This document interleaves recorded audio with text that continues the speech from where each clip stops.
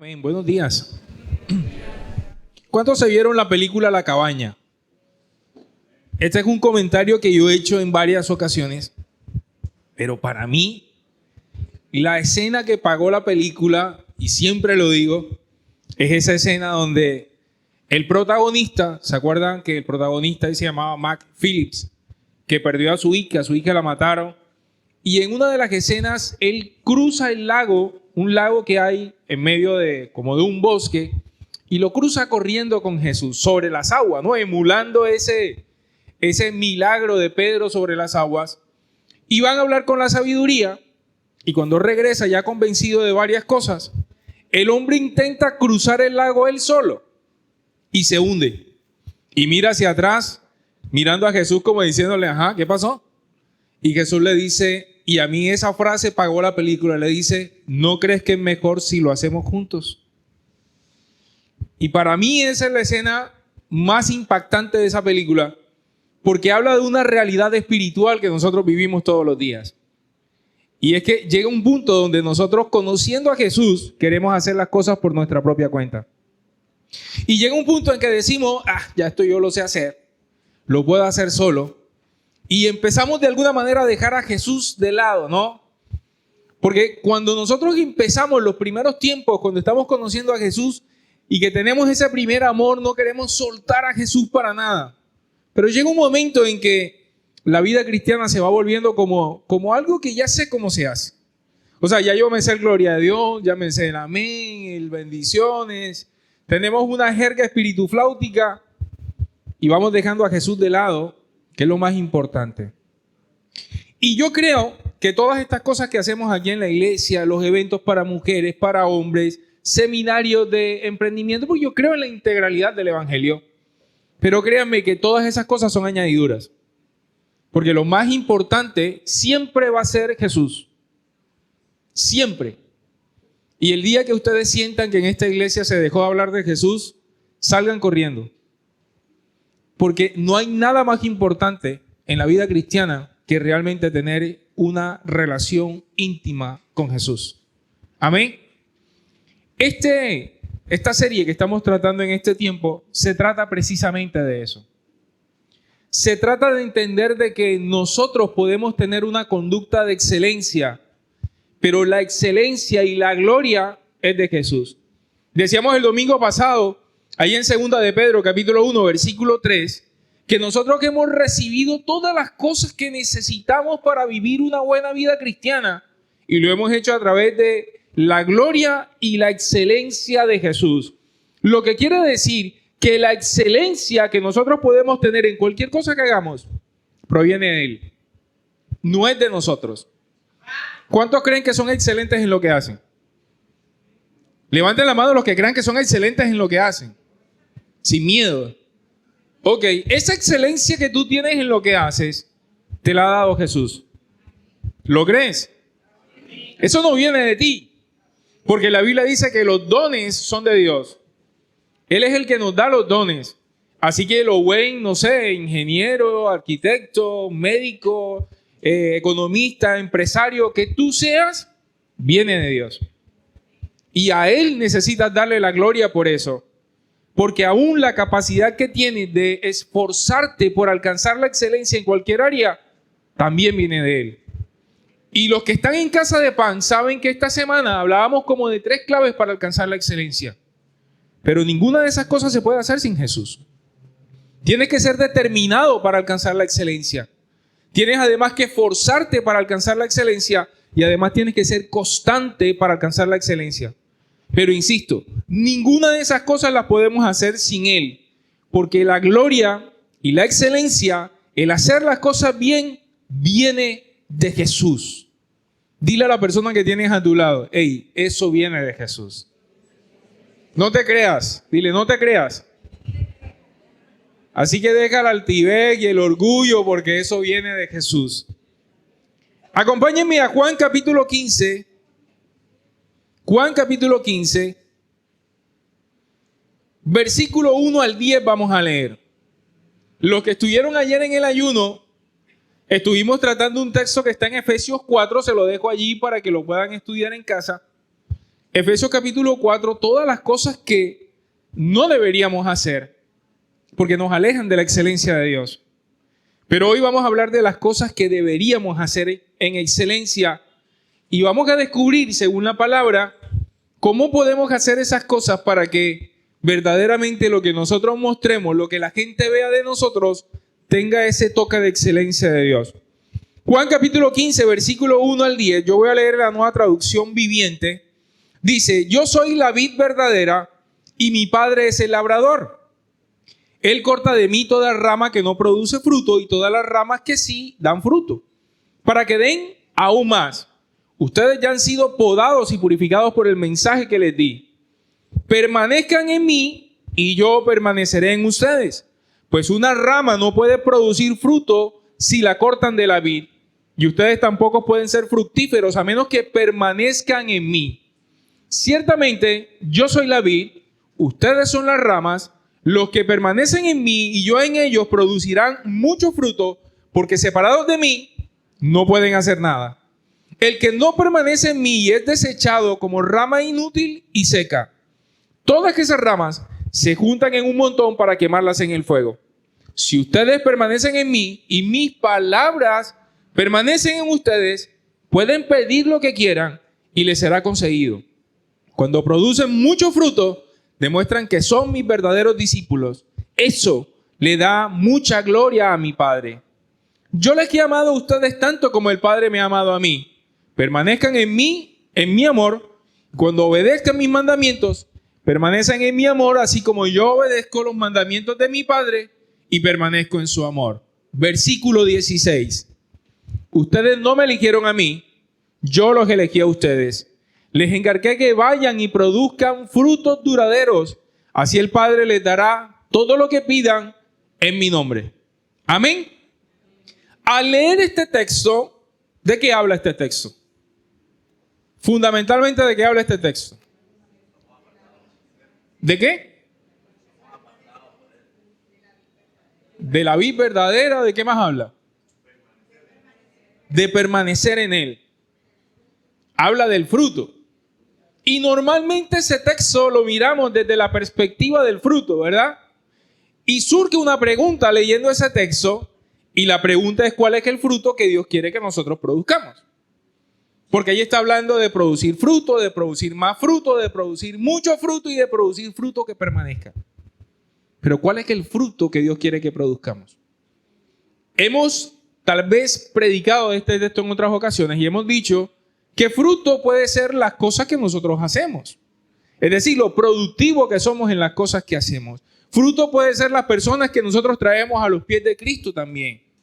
Frutos son los dones que vienen de nosotros también, de que parten de nosotros que sabemos que vienen de Dios. Pero esta mañana queremos realmente descubrir cuál es el verdadero fruto que Dios quiere que nosotros demos. Y la clave de este texto para saber cuál es el fruto que Dios quiere que nosotros, para entender más bien cuál es el fruto que Dios quiere que tengamos, está en dos cosas fundamentales. Número uno, en cómo podemos nosotros producir ese fruto. Y aquí les tengo una pregunta. ¿Ustedes creen que una rama puede producir frutos? La Biblia dice que nosotros somos la rama, ¿no? Los pámpanos, dice otra versión. Y que Jesús es la vid verdadera, dice el mismo. Dice: yo soy la vid verdadera, ustedes son las ramas. Y si cortan esa rama de la vid, la rama simplemente se seca. Ahora, entonces, ¿una rama puede producir frutos? No puede. Por más que se esfuerce una rama por sí sola, no puede producir fruto. Es más, ni si está pegada a la vid, porque la que produce el fruto realmente es la vid. ¿Me explico? La Biblia nos enseña de que por la savia que toma la vid, entonces realmente energiza, vamos a llamarlo de esa manera, la rama, le da los minerales que necesita y entonces va a producir los frutos. Entonces necesitamos entender cómo podemos nosotros producir ese fruto para que efectivamente revisemos qué es la orden que el Señor nos está dando en su palabra, la clave para producir ese fruto. Porque si miran el texto, se dan cuenta de que en ningún momento en ese texto que estamos leyendo, la orden del Señor fue producir frutos. Pueden leerlo otra vez. y te vas a dar cuenta que eso no está en imperativo. Lo que está diciendo es, si haces tal cosa y si pasa tal cosa y si lo haces de esta manera, entonces producirás estos frutos, glorificarás a mi Padre. Eso es lo que dice el texto. Pero ¿cuál sí es la orden que aparece allí implícita en el texto? Permanecer en Jesús. Esa es la orden. Permanecer en Él. De hecho, es mencionado 11 veces en el texto. Permanecer en Él.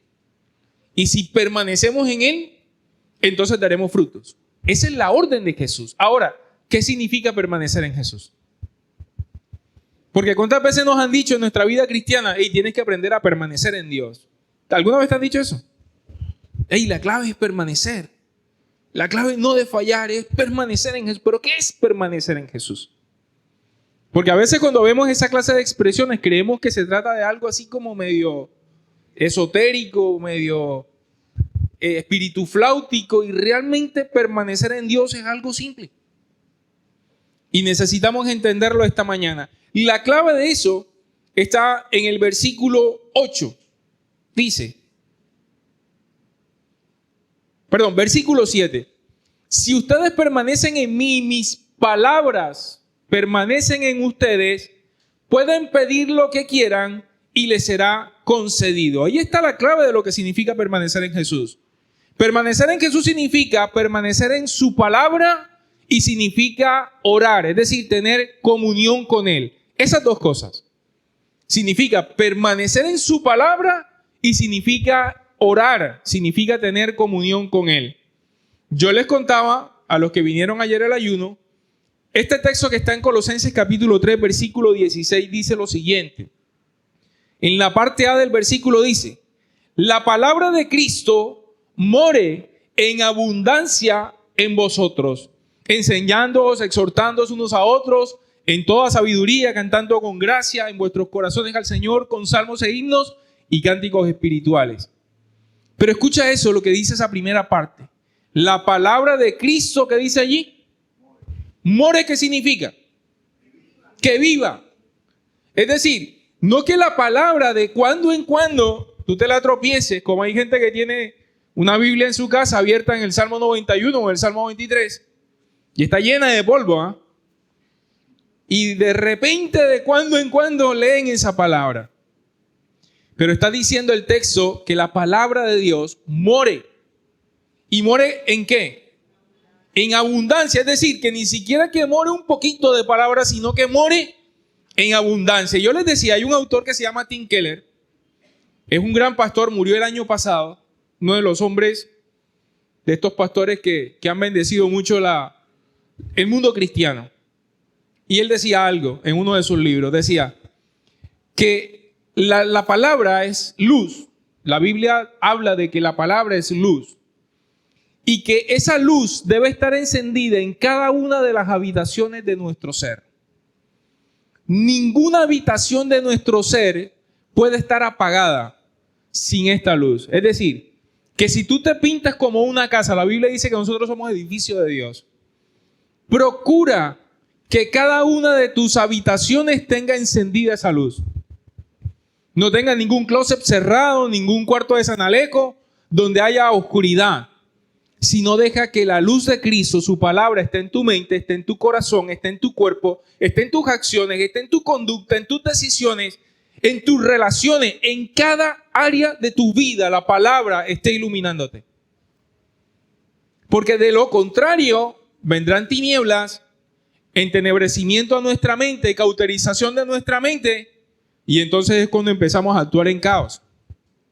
Por eso necesitamos abundar en esa palabra que mora en cada uno de nosotros. ¿Y qué es lo que tenemos que hacer de manera práctica para que eso ocurra? ¿Qué tendríamos que hacer? Leer la palabra, meditar en ella todos los días. Y de pronto tú dices, uy, pastor, eso está como todos los días, mis amados. Todos los días si tú quieres que abunde en ti. Eso es permanecer en Dios. Ahora, orar al Señor es orar también incesantemente, en todo tiempo. Es que cuando vayas en el carro, vayas orando, que cuando tú estés en tu casa, cuando te estés bañando, cuando te levantes en la mañana, estés orando. ¿Orar qué es? Hablar con Dios. Orar no es otra cosa. No tienes que, no sé, hacer un altar en tu casa para orar. Bueno, gloria a Dios si lo tienes. Pero orar incesantemente es que todo el tiempo estés hablando con Dios. Que cuando vayas en el camino le vayas diciendo, oye Dios, ¿qué te parece tal cosa? Una conversación con un amigo. La Biblia dice que Jesús llamó a sus discípulos amigos, porque Él ahora les hizo conocer lo que el Espíritu Santo habla con el Padre. Y entonces Él es amigo de nosotros. Y tú puedes hablar con Él todos los días y en todo momento. Y eso es lo que dice la palabra. Y si nosotros mantenemos esa comunión, entonces nos vamos a dar cuenta que permaneciendo en la palabra y en comunión y en oración con Él, vamos a dar frutos que glorifiquen al Padre. Juan capítulo 14, versículo 13 y 14 dice lo siguiente. Pueden pedir cualquier cosa en mi nombre y yo la haré, para que el Hijo le dé gloria al Padre. Es cierto, pídanme cualquier cosa en mi nombre y yo la haré. ¿Cuáles cosas le podemos pedir al Señor? Cualquier cosa. ¿En nombre de quién tenemos que pedirlo? En nombre de Él. ¿Y para qué Él va a hacer? Porque quede claro que es Jesús el que lo hace. ¿Y para qué lo va a hacer Jesús? Para que el Padre sea glorificado. Entonces, entendámoslo de esta manera, mis amados. No pidas algo que no le vaya a dar la gloria a Dios. ¿Me hago entender? Porque muchas veces pedimos cosas que Dios dice, espérate. Eso no le va a dar gloria a mi Padre. Porque si tú estás pidiendo, estando casado, si se te ocurre una cosa como esta, pedir que te pare bolas la pelada que te gusta en la oficina, pues no esperes que Jesús haga eso. ¿Ves? O que te salga bien ese negocio chueco que estás haciendo, eso no le va a dar la gloria al Padre. Entonces tampoco lo va a hacer. ¿Me hago entender? Entonces es claro que Jesús es el que hace las cosas, pero Él las va a hacer para glorificar al Padre. Y quiero que mires ahí la relación en la que vamos caminando. Ahora, si leemos versículos más arriba, nos habla ciertamente que el Padre hace su obra a través de Jesús. Escucha esto. El Padre Dios hace su obra a través de Jesús. Juan capítulo 14, versículo 10 y 11. Aquí está Jesús hablándole a Felipe y le dice lo siguiente. ¿Acaso no crees que yo estoy en el Padre y el Padre está en mí? Las palabras que yo digo no son mías, sino que mi Padre, quien vive en mí, hace su obra por medio de mí. Solo crean que yo estoy en el Padre y el Padre está en mí, o al menos crean por las obras que me han visto hacer. Jesús estaba dejando en claro que a sus discípulos, que Él ejecutaba las obras de su Padre. ¿Es claro eso? Es decir, el Padre hace las obras a través de ¿quién? De Jesús. Y Jesús vive en el Padre y el Padre vive en Jesús. Vamos a ver entonces lo más teso. Juan capítulo 17, versículo 20 y 23. Estamos poniendo fundamento a esta serie y por eso estamos navegando en algunos textos bíblicos y espero que el Espíritu Santo abra tu entendimiento esta mañana. Juan 17, 20 al 23. Versículo 20. Te pido que todos sean uno, así como tú y yo somos uno. Aquí está hablando Jesús al Padre de sus discípulos. Es decir, como tú estás en mí, Padre, y yo estoy en ti, y que ellos estén en nosotros para que el mundo crea que tú me enviaste. Versículo 22. Y este es el texto que le da nombre a esta iglesia. Les he dado la gloria que tú me diste para que sean uno como nosotros somos uno. Por eso es que esta iglesia se llama Comunidad Cristiana de Fe y Gloria. Versículo 23. Yo estoy en ellos y tú estás en mí. Que gocen de una unidad tan perfecta que el mundo sepa que tú me enviaste y que los amas tanto como me amas a mí. Entonces aquí está diciendo, y la oración de Jesús es que nosotros estemos en ellos dos.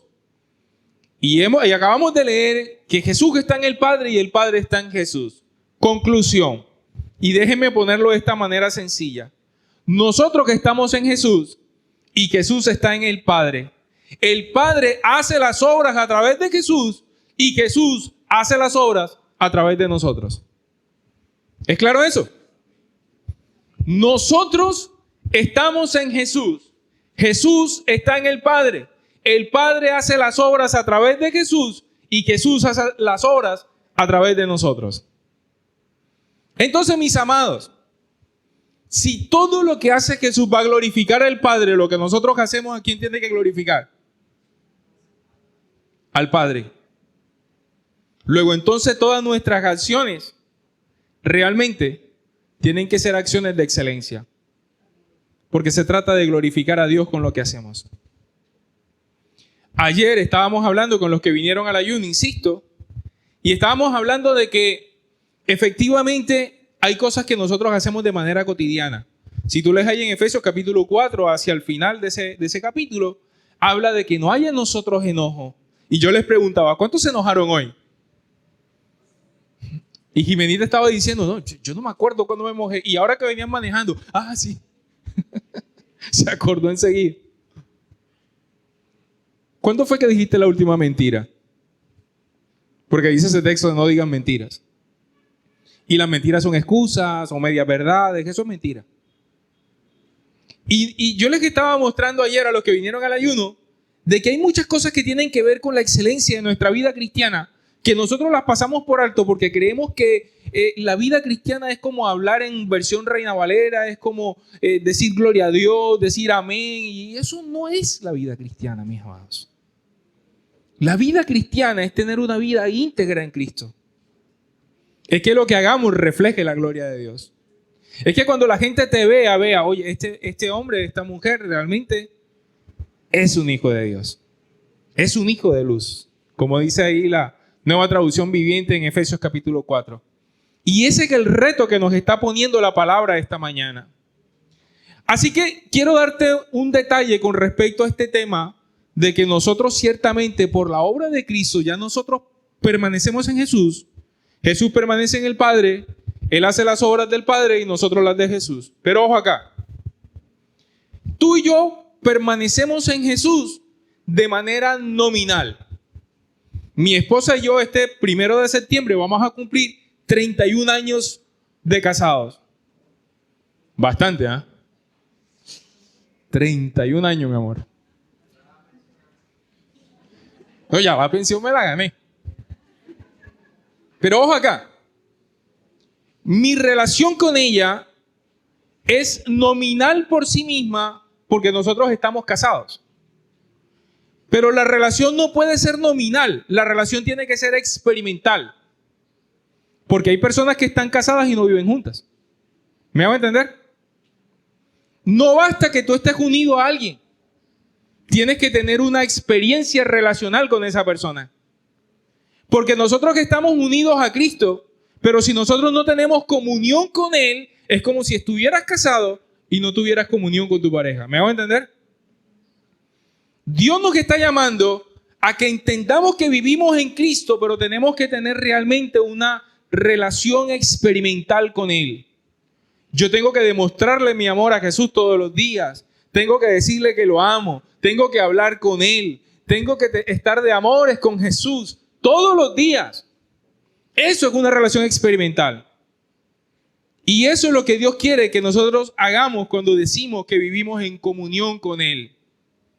Yo tengo una relación experimental con mi esposa y eso es lo que hace viva mi relación con ella. Mi matrimonio lo hace viva la experiencia que yo tengo con ella.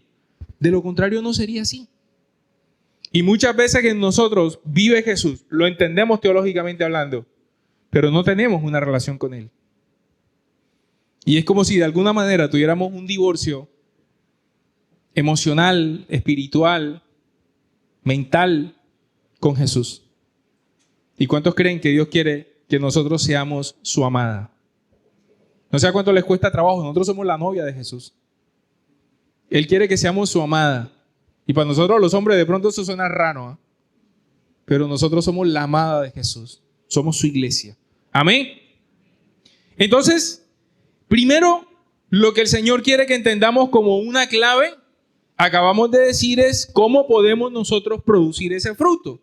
Entonces, la respuesta a eso es cómo podemos producirlo solamente a través de Jesús. Solamente a través de Él podemos producir el fruto, y ese fruto lo vamos a producir estando en comunión con Él, viviendo en su palabra y teniendo esa comunión viva con el Señor. La segunda clave es cuál es el fruto, o más bien, quién es el fruto que nosotros tenemos que producir. Porque Dios no quiere que demos cualquier tipo de fruto. La Biblia dice que el árbol malo da malos frutos y que el árbol bueno da buenos frutos. Nosotros necesitamos ser árboles buenos. Porque si nosotros vivimos y habitamos en Jesús y Él habita en nosotros, el fruto que tiene que salir de nosotros tiene que ser un fruto bueno. Amén. Ahora, les decía ahorita que la pregunta es si la rama puede producir fruto por sí sola, y decíamos realmente no puede producirlo. Pero vamos a mirarlo desde esta perspectiva. ¿Cuál es el fruto en este ejemplo? Un árbol de mango, ¿qué clase de fruto da? Mangos. ¿Sí o no? ¿Están seguros? ¿Qué da un árbol de mango? Mangos. ¿Y por qué lo dudan? Ok. Si la Biblia dice, si el árbol es el que, porque ya determinamos que la rama no es la que produce los frutos, lo produce el árbol, ¿ah? Si la vid verdadera es Jesús, ¿y cuál es el fruto de la vid? Naturalmente hablando, la uva, ¿cierto? Ok, pero si la vid verdadera es Jesús, Él es el árbol, entonces ¿cuál sería el fruto que diera ese árbol que es Jesús? ¿Ah? ¿Cuál sería el fruto entonces? Jesús. El fruto es Jesús. ¿Me explico? El fruto no somos nosotros. Nosotros somos las ramas. Y acuérdense que Jesús está haciendo las obras a través de nosotros. Entonces, lo que se tiene que ver en nuestras vidas, nosotros somos ramas. El fruto que se tiene que ver en nosotros es Jesús. Él es la vid verdadera, Él es el árbol, pero Él es el fruto también. Porque la naturaleza del árbol determina la naturaleza del fruto. Y si el árbol es Jesús, entonces el fruto tiene que ser Jesús. Entonces, mis amados, el fruto es Jesús mismo. Y la manera como podemos dar ese fruto es a través de Él mismo. Nosotros no podemos dar el fruto por nosotros mismos. Es Él el que lo produce. Yo no sé si esto te causa así como un boom en tu cabeza. Porque el fruto que tiene que verse en cada uno de nosotros ciertamente es Jesús. Gálatas capítulo 5. Y ahora vas a entender a lo mejor algo que muchas veces has leído y no habías entendido con más claridad. Gálatas capítulo 5, versículos 22 y 23. Aquí este texto está hablando de el fruto del Espíritu Santo. Dice la palabra, mas el fruto, miren que no dice los frutos, dice el fruto del Espíritu es amor, gozo, paz, paciencia, benignidad, bondad, fe, mansedumbre, templanza, y contra tales cosas no hay ley. Este es el fruto del Espíritu Santo.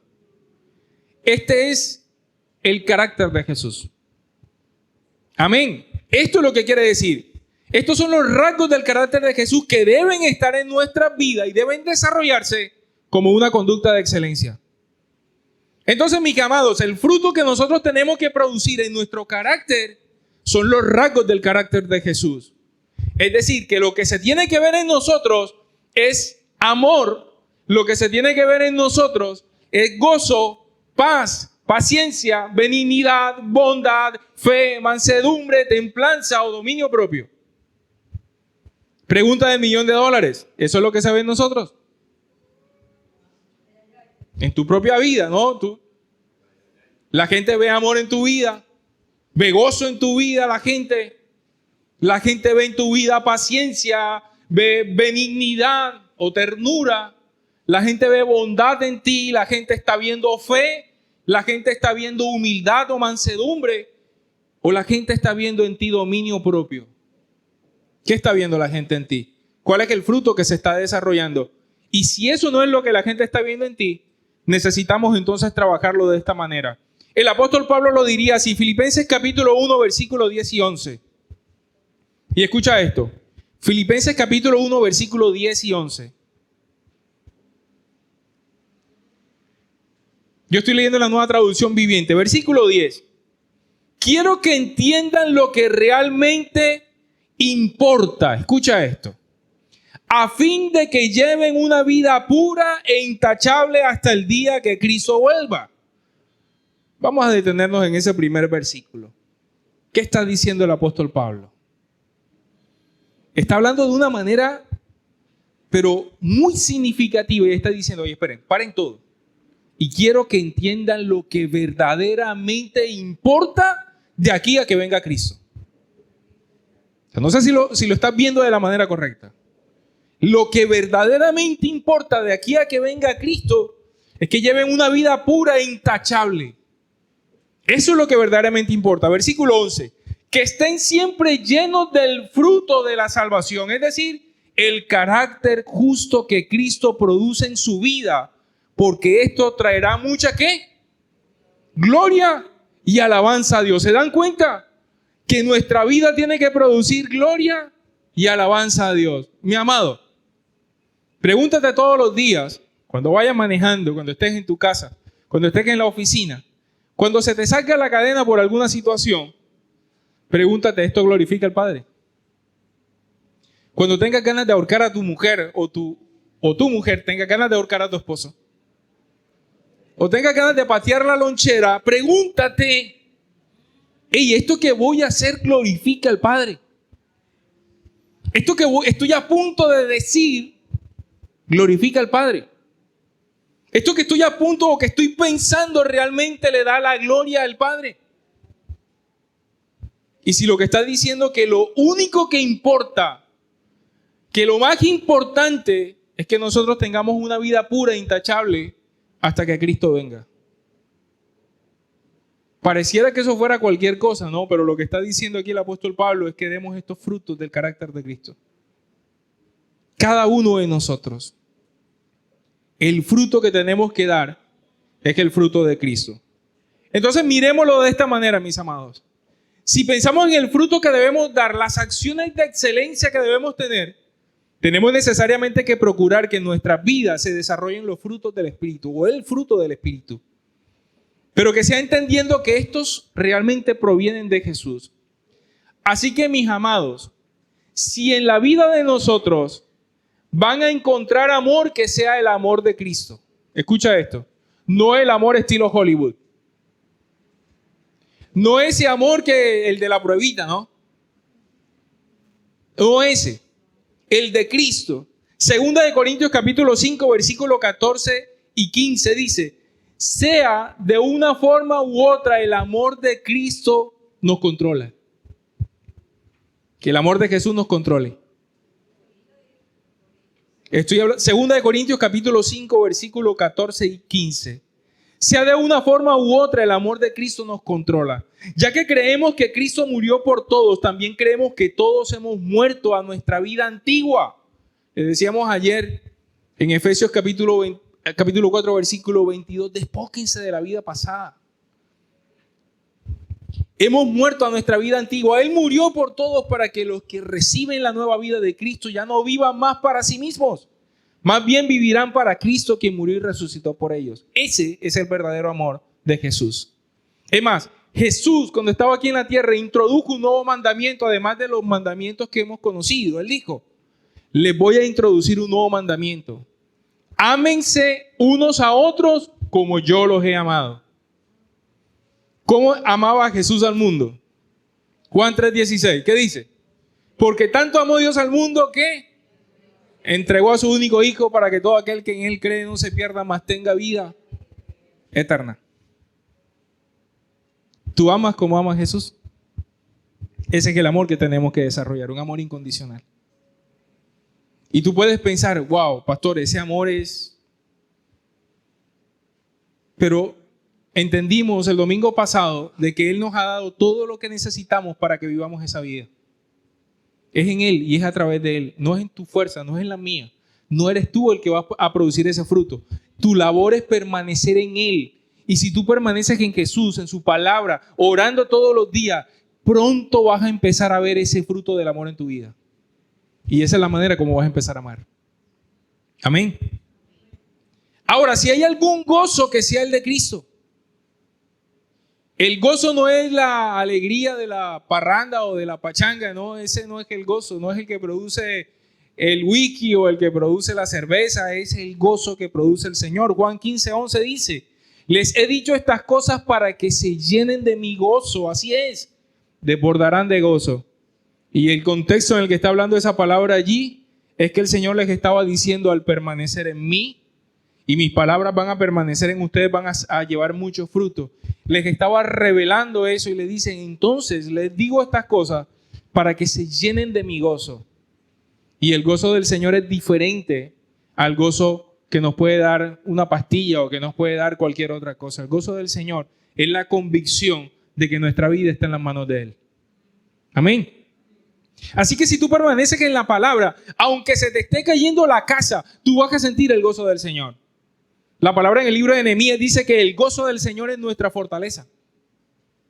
Así que no se trata de reírte por todas las cosas, sino saber que aunque las cosas van al traste, Él está en control. Ese es el verdadero gozo.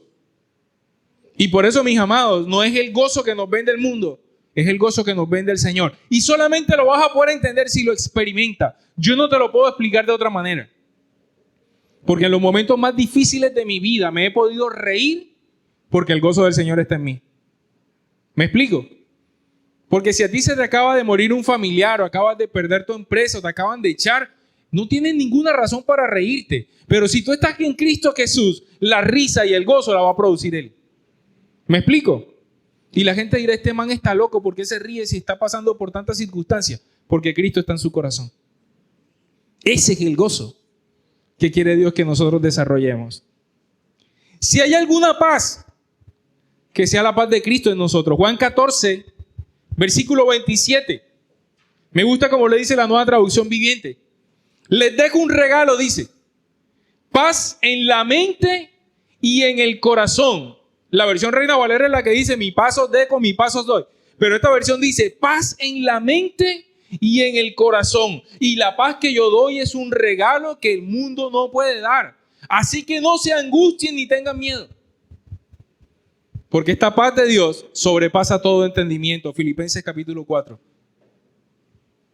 Simplemente estén en oración, en súplicas delante de Él, y la paz que sobrepasa todo entendimiento guardará nuestra mente y nuestro corazón en Cristo Jesús. En Él. No es la paz que te da el mundo. Muchas veces tomamos decisiones que yo sentí paz. A veces sentimos paz porque es lo que queremos hacer. Sí, voy a hacer un crédito de 300 millones para ver si me voy a Europa y a los Olímpicos y sientes paz en tu corazón. ¿Ah? Ahí sí es lo que quieres hacer. Pregúntale al Señor. Porque aun cuando veas todo al revés, si Dios, la paz de Dios viene a tu corazón y a tu mente, habrá convicción de que es lo correcto. Y aún la falta de esa paz, sabrás también que no lo debes hacer. ¿Me explico?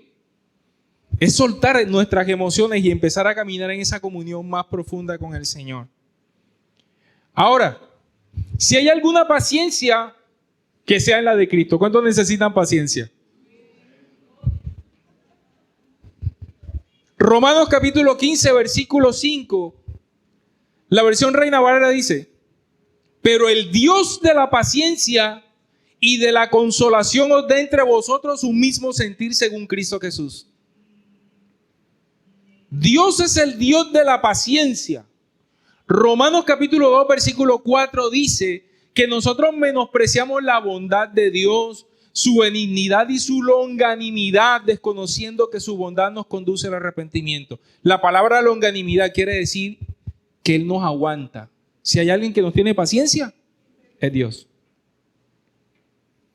Porque si Dios no nos tuviera paciencia, todos estuviésemos ya eliminados. ¿Me explico? Pero nosotros nos equivocábamos y nos volvemos a equivocar y el Señor dice, te extiendo mi misericordia. Mis misericordias son nuevas cada mañana. O sea, hoy te agotas la misericordia y en la mañana hay una nueva. Gracias a Dios. Por eso, mis amados, y esto lo he dicho en varias ocasiones, no le pidas justicia a Dios. Señor, yo necesito que tú seas justo, porque si empiezas a pedir justicia, va a tener que ser justo contigo. ¿Y eso qué quiere decir? Que cada que te portes mal, tenga para que lleve. Por eso necesitamos pedir gracia y misericordia. La justicia es de Él, amén. Pero dice acá que tenemos que imitar la paciencia de Jesús. Si tú lees los pasajes de la Biblia, ¿cuánta paciencia tenía Jesús con Pedro? ¿Cuánta paciencia tenía Jesús con Juan, con los discípulos? Señor, ¿quién se va a sentar a tu derecha y a tu izquierda? Señor, ¿será que oramos para que caiga un rayo del cielo? Yo me imagino que Jesús se lo quedaba mirando y decía, muchachos, por favor, cójanla suave. ¿Cuánta paciencia nos tiene Jesús? Amén. Si hay alguna benignidad y bondad que sea de Cristo, 2 de Corintios capítulo 10, versículo 1, en la Nueva Traducción Viviente dice, ahora yo, Pablo, les ruego con la ternura y la bondad de Cristo. Dice esa primera parte de ese versículo. Les ruego con la ternura y la bondad de Cristo. Es como cuando tú tienes ganas de coger un bate de aluminio a alguien, pero tú le dices, te ruego con la ternura de Cristo, para no gritarle, para no cogerlo por el cuello, y con la bondad de Él. Y yo creo que si nosotros no hacemos eso todos los días, nuestra benignidad y nuestra bondad no va a servir para nada. ¿Cuántos se consideran que tienen la mecha corta? De esos que patean la lonchera así como hora de por medio, ni siquiera día de por medio, no, hora de por medio. Necesitamos desarrollar esa ternura y esa bondad de Cristo en nuestros corazones. Si hay alguna fe que sea la de Cristo, Gálatas capítulo 2, versículo 16, en la versión Reina Valera dice, sabiendo que el hombre no es justificado por las obras de la ley, sino por la fe de Cristo. Es decir, Cristo tiene una fe. Por la fe de Cristo, nosotros también hemos creído en Cristo para ser justificados por la fe de Cristo y no por las obras de la ley, por cuanto por las obras de la ley nadie será justificado. ¿Cuánta fe tuvo Jesús para creer en la humanidad? ¿Me explico? Dejarte matar creyendo de que nos íbamos a arrepentir. Eso es tener fe. La palabra en el libro de Hebreos dice que Él es el autor y el consumador de la fe. En Él está la fe. Nuestra fe tiene que estar puesta en Él. Si hay alguna mansedumbre o humildad, tiene que ser la de Cristo. Mateo capítulo 11, versículo 29, Nueva Traducción Viviente dice, pónganse mi yugo, déjenme enseñarles porque yo soy, ¿qué dice allí? Humilde y tierno de corazón. Me encanta cómo lo dice acá en esta versión. Otras versiones, la versión Reina Valera dice, yo soy humilde y manso de corazón. Y encontrarán descanso para el alma. Es la única porción donde Jesús dice, imítenme. O sea, mira lo tremendamente que era importante para Jesús que lo imitáramos en la mansedumbre y en la humildad. ¿Y sabes qué es la mansedumbre? O esa ternura de corazón de la que habla también aquí. Es que Jesús tenía todo el poder contenido de Dios en Él. O sea, Él podía ser como Thanos con un chasquido de dedos y acribillar a todo y no usar ese poder. Eso es mansedumbre. Cuando le decían, si tú eres el Hijo de Dios, ¿por qué no te bajas de esa cruz? Y saber que lo podía hacer con un parpadear de ojos, pero no lo hizo. Ese es nuestro Jesús. Entonces, acuérdate cuando tú sientas que tienes el poder para hacer algo y que tengas que simplemente decir, Señor, necesito tu mansedumbre hoy en mi corazón y no hacerlo. los que tienen la oportunidad de ser jefes, que a veces tratamos mal a la gente porque somos jefes. Tienes el poder para hacerlo, pero la mansedumbre es saber que aunque tienes ese poder, lo tratas con mansedumbre, lo tratas con ternura de corazón, lo tratas con humildad. Ese es el carácter de Jesús. Y finalmente, si hay algún dominio propio que sea el de Cristo, 2 de Timoteo capítulo 1, versículo 7. Y me encanta cómo está colocado aquí. 2 de Timoteo capítulo 1, versículo 7. Porque no nos ha dado Dios espíritu de cobardía, sino de poder, de amor y de dominio propio. Escucha eso. Ese amor del que habla aquí es del amor que acabamos de ver.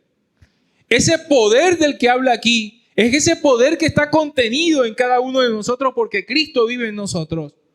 Pero aún dice, le di dominio propio. Para que no digan es que no me pude contener. Sino que si Cristo vive en nosotros, Él refrenará nuestras vidas. La Biblia dice que si quieres ver días buenos, refrena tu lengua del mal. Para que no solamente lo que hagas, sino lo que digas, lo que pienses incluso, no sea lo incorrecto, sino sea de Jesús. Amén. Así que, amada iglesia, el fruto es Cristo. Y es en Cristo que podemos dar este fruto. Y si hoy el Espíritu Santo está hablando a tu corazón, y tú hoy decides verdaderamente vivir una vida de excelencia, necesitamos juntos pedirle al Señor que su palabra more en abundancia en nosotros, que nuestra comunión sea constante con Él todos los días de nuestra vida, hasta que ese fruto se forme en nosotros. Esa es la única forma, mis amados. Podrás asistir a los seminarios que tú quieras, a los retiros que quieras, te podrán sacar los chukis que quieras, podrás hacer el curso de, yo no sé, con un coach de lo que sea, pero la única forma de que el fruto de Cristo se forme en ti y en mí es a través de su palabra, de permanecer en Él. Es a través de tener comunión con Él. Porque entre más tú pases tiempo con Jesús, más te vas a parecer a Él. Su carácter se va a formar en ti. Y entonces verdaderamente vas a poder amar como Él, tener paciencia como Él, tener paz como Él, tener el gozo como Él, ser benigno como Él, la bondad como Él, dominio propio como Él y tener su fe. Y eso solamente hará de nosotros realmente personas excelentes. ¿Cuántos quieren ser excelentes? Amén. Ven, no digas amén porque sí. Porque como decíamos en el material de Casas de Pan de esta semana, tienes que estar determinado, tienes que esforzarte por esto y tienes que ser constante. No salgas de esta mañana de este lugar diciendo, sí, lo voy a hacer. Pero de pronto mañana se te olvida. O no trates de portarte bien en tu fuerza, hazlo con Jesús. Y deja que el Espíritu Santo sea el que te transforme. Así que yo siento algo en mi corazón esta mañana. Vamos a ponernos en pie.